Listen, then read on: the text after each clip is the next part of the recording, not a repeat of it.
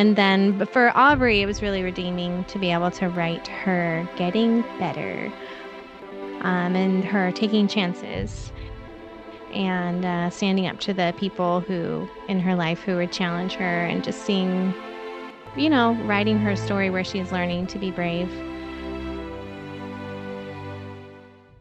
We'll talk about this and much more today. Welcome to a Writer's Day podcast.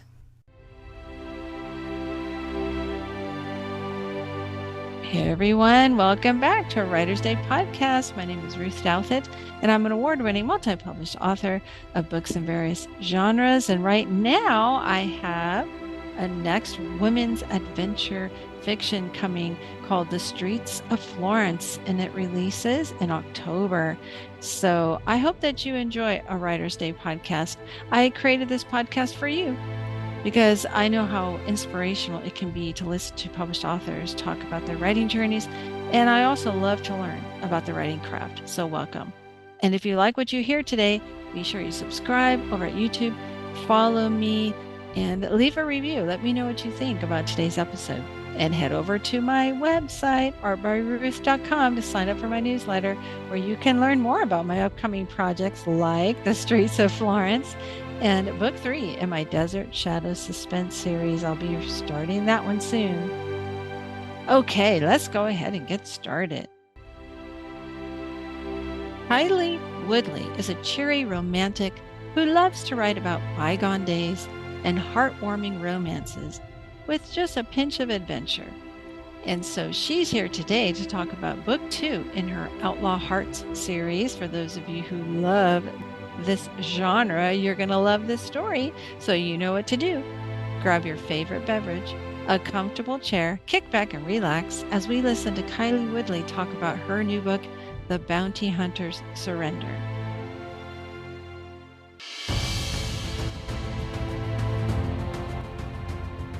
Hey everyone, welcome back. I'm so excited to be talking to an author who's new to me, but you've probably heard of her. Her name is KyLee Woodley. Welcome, KyLee. Hello, Ruth. Thank you for welcoming me. I'm just so excited to be on the show. Great. Well, why don't you tell my listeners a little bit about yourself, and then we'll talk about your amazing book. All right. What writer doesn't love to talk about themselves? I'll try. I think people close to me would probably describe me as a cheery romantic. I love to write about bygone days and heartwarming romance with a pinch of adventure. My full-time job, however, is teaching preschool at a lab school in Texas. I work for Baylor University. Not a lot of people know that we have a preschool there where education students from Baylor come in and work with the children and work with us. And I'm also the mother of 3 teenagers, so 3 high schoolers now. My husband and I have been married for almost 20 years. I host the historical bookworm show with a good friend of mine, Darcy Fournier. We just talk to authors about history and inspirational Christian historical fiction. So we've got 2 really cute Boston Terriers and a cat named Hazel. Oh, wonderful. Well, so did you always want to be a writer? I mean, since you were young? Surprisingly not. A lot of people are like, I'm a born writer. And, as soon as I could write, I was writing stories. That was not me. I have always had an intense love for story and books. However, I just was not a very good student. Reading and writing did not come easy for me. And so I never dreamed that I would be an author. I didn't even begin writing until I was in my 20s. So yeah, very kind of unexpected calling there.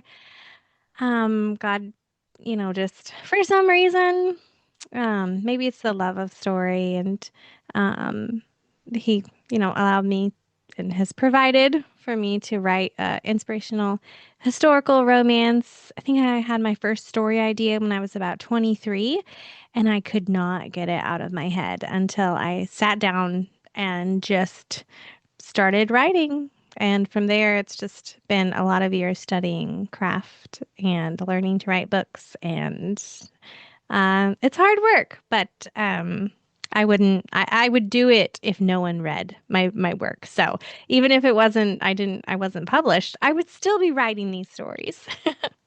Yeah, that's great. Well, so did you read books in this genre and that made you want to try this genre? Yes, I also watched a lot of classic movies growing up. Yeah. Um, and read, you know, Jeanette Oak and Lori Wick.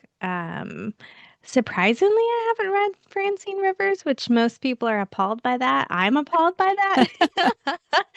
And then there were a couple authors, though, that I read in my younger years, like Lois Walford Johnson. Reading her books, I always I would try and like write different, well, not write, but I would daydream different endings and scenarios from her books. So I think that probably my love for story, started then. My older sister always read to me. I'm one of four daughters, and I'm the second oldest. And so that was something she did. We would gather around her as younger girls, and she would read to us, and it was just such a special time. And um, yeah, so I think that's, historical romance. I also am fascinated with history. Hmm. I read old papers and just the most random things. I am just fascinated just by history, the way people lived, the way they got by with what they had, how Hmm. capable and intelligent they were. There's always a darker side to history because, people make mistakes. I try not to go too far down some of those rabbit holes, but in researching for book number 2 of the Outlaw Heart series, the bounty hunter Surrender, his niece is actually in a foundling asylum, and so in San Francisco. And I researched that a little and a lot actually, and just feel really blessed to live in the day and age that we do, but also That's just true. think there's a lot of I don't know, it's just a special time. Yes, I mean, women had it really tough back then in certain eras and are actually all the eras in our country and our Yeah. world. And so I think it's neat too to go back and research how they lived, what they did. And you're right, their resiliency. Oh my Mm, goodness. Wow. yes. Amazing. It is inspiring. And do you find that you want to do that to your readers? You want to provide them inspiration? Yeah, I think that's something that amazes me when I read about women in history, and not just famous women in history, but women who, are just a very obscure part of history. Um, I'm always fascinated by, from their perspective. I read Twice Ransomed, Twice Redeemed was by a lady who was actually born into slavery in the South and during the Civil War. And she wrote about like the way that her family mourned when Abraham Lincoln was assassinated. And then she came up to the Pacific Northwest. That's where I'm from. And she was a missionary in Seattle in, I think, like the 1880s, and then a little bit after that in the 1900s. She moved around some. Um, but not a popular story, not a popular individual. But when I'm reading her biography, her name is Emma Ray. Her perspective is not, an obscure part of history. It's just like her life every day and the people she met and the people she helped, and, her passion for God and loving people who were just going through really, really hard times. Because she was out like on the streets of Seattle ministering to the homeless. And so yeah, I definitely want to bring those characters, the real individuals, into my stories and just so that people can get to know them because there's so much of history and history books cover it. And, you have what you're supposed to cover in elementary and high school and then university. And so I hope that fiction can kind of pick up the rest of that and some of the stories that don't get told.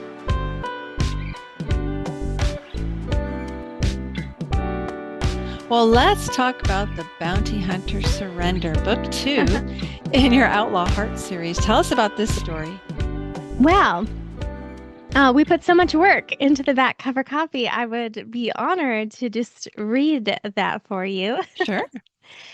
So, the Bounty Hunter Surrender is about an expecting widow, a rugged bounty hunter, and a set of secrets that might shatter her fragile heart. And the death of Aubrey Willett's wealthy but abusive husband left her with an unborn child, an empty chateau, and the last name of a criminal. When she learns he double crossed a ruthless business associate, she's forced to accept the protection of the handsome and daring bounty hunter tasked with finding her late husband's fortune. Though Aubrey swore never to trust another man, she can't help but be drawn to the bounty hunter's rugged charm. After a tragic mistake cost him everything, Nathan Reed spent years running from his past. Now he needs funds to care for his orphaned niece, and quickly. The chance to retrieve a set of stolen documents offers an opportunity he can't refuse. He'll find those papers and claim the reward, even if it means deceiving the alluring young widow. As danger arises, Aubrey's strength, honesty, and compassion break down Nathan's defenses, daring him to embrace a future he never imagined, a loving wife and a family of his own. But when his secrets are exposed, will his chance at redemption and Aubrey's heart slip through his fingers? Uh-oh. I love that. Well, so this is book 2. How does it blend in with book 1? Are they standalone or do they share like characters or? Yes, so they do share characters. Book one revolves around a different romantic couple. And in that book, it's actually the hero who is kidnapped by a female outlaw. That hero is Aubrey's brother. And Oh. Aubrey is in the book as a side character. She has, I think she's only in 2 or 3 scenes. But just those scenes were so just resonant and just her condition, having coming out of the abusive relationship, recently widowed, with child. Yeah, I just kind of felt her story calling to me, and yeah, I'm really happy to share it. He's the outlaw, the outlaw archetype, because each of the books has one, and so he makes some mistakes. He's not as far gone as the character in number 3, which I'm almost done writing now, and then number 1. But when the story opens, he's breaking into a house, so we see right away that he's flawed. But his love for that baby really shines through. So Oh, I think it makes him relatable because we sometimes do things in desperate circumstances to try and take care of those we love. sure. What kind of research did you have to do to prepare for this story? So the chateau is outside of San Francisco, and that's something I kind of took creative license with. However, Aubrey was married to a man from France, and her mother was French, and so she has a love for the culture and a connection there, and so the house she's living in is actually the house that he built her. It was her dream home. And once they were married, he didn't permit for her to live there. It was too close to her family, and he wanted her over on the East Coast. And so she comes back to that. Research included some of the historical characters in San Francisco at the time, like Carlton Watkins. He was a famed photographer. He took photographs of Yosemite as early as actually during, well, when Abraham Lincoln was in office, because his photographs were passed around Congress, and that's partly what influenced Congress to create the Yosemite Valley Land Grant, which is really the Mm. birth of some of the national parks.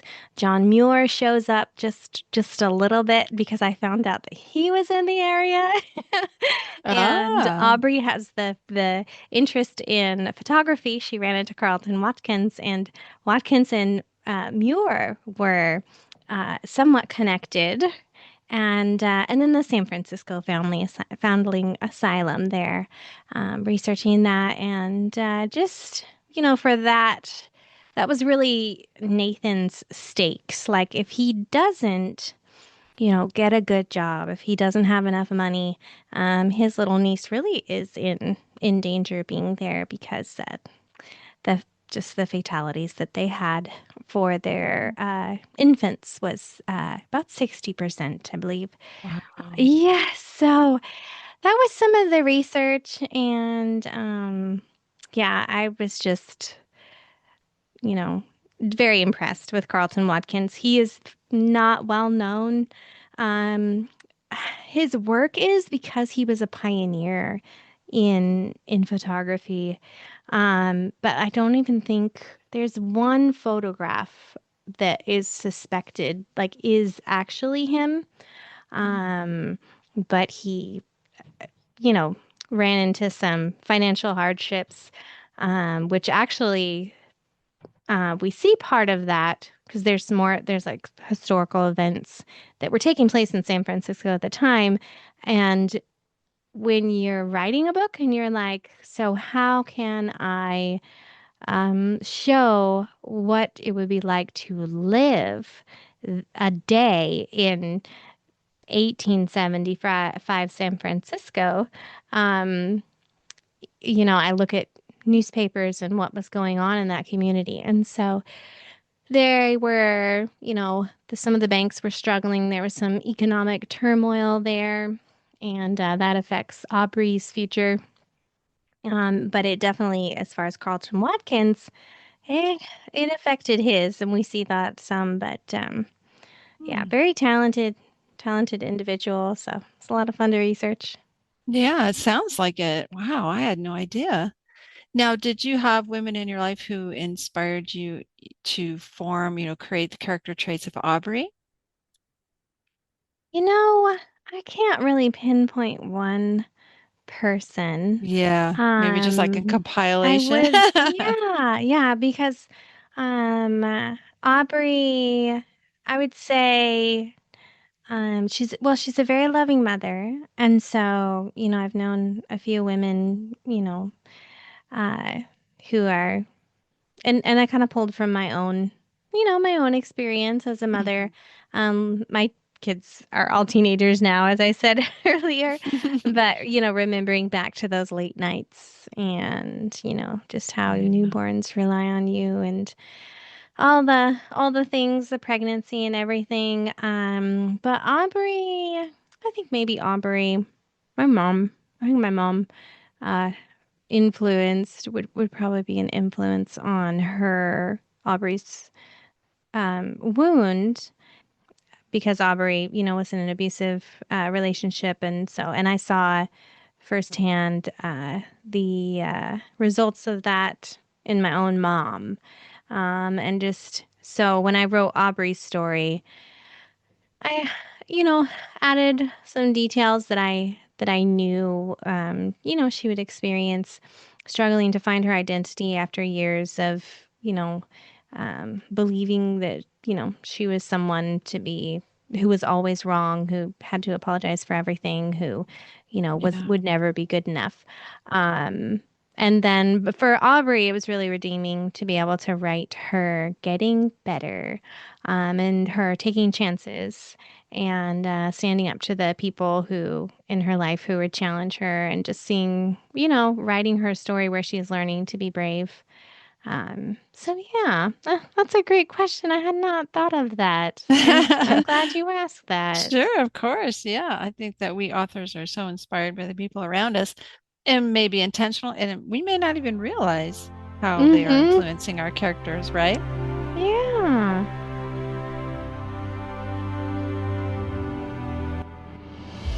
Well, so what do you want readers to take away from the bounty hunter's surrender? Hmm. I think for this series as a whole, themes of redemption, surrender, atonement are very, obvious in and just woven through these books. And it's interesting that for this book, when you think of those themes, you're like, okay, that's because there's an outlaw element. But for Aubrey, those themes of um, I guess her surrender to God, and learning to live in freedom, and learning to be okay with who she is and confident in who God has made her. I hope as far as um, spiritual themes that my readers would be, um, inspired by that. It's also a really fun read. Nathan and Aubrey are a great couple. Nathan and his friend Bo, they kind of go back and forth, and that's fun. The babies are adorable. There's there are a couple villains, or maybe one villain and a minion. There's a difficult mother-in-law, so just some fun elements there. But yeah, I hope that I've seen a couple reviews so far where people are saying, "I love Aubrey. Oh. She's so kind. She is so strong." And so, very, it's a big contrast from Lorraine, the hero in book one, who was strong in another way. But I think Aubrey is kind of like the girl next door. And I Mm. hope that as readers are reading that they can identify with her and watching her heal.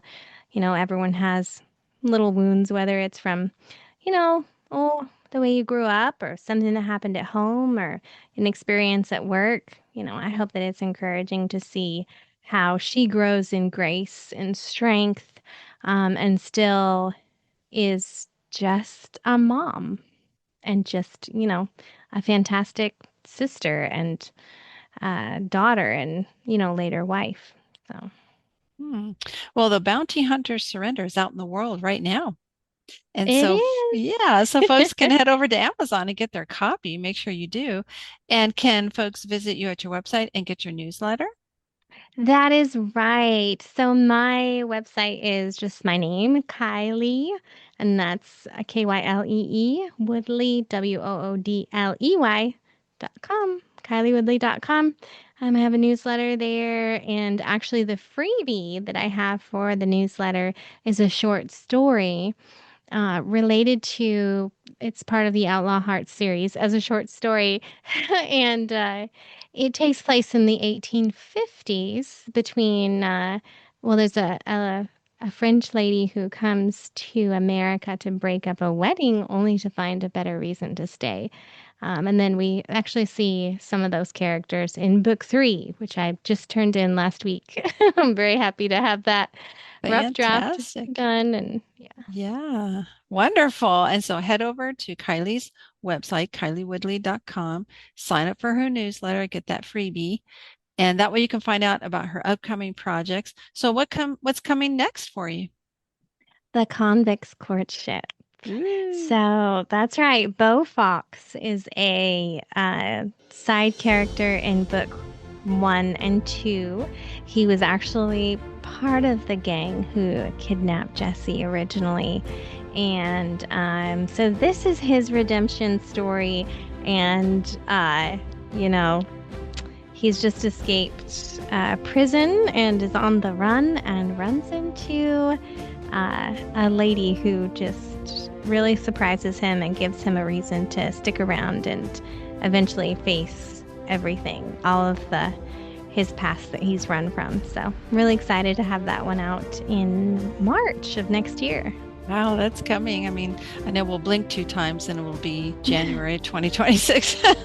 Oh no, don't say that. It sounds so It far just away, flies but by. I come to realize how quickly it goes. So those of you who love these kinds of stories, historical romance, head over to KyLee Woodley's website to find out more about her stories. And you'll love the covers. I just think they're beautifully done. And I thank you so much for taking time out of your busy schedule. My goodness, a preschool teacher and a writer and a mom of teenagers. Wow, you have my admiration. Oh, well, thanks for having me on, Ruth. I've just had so much fun.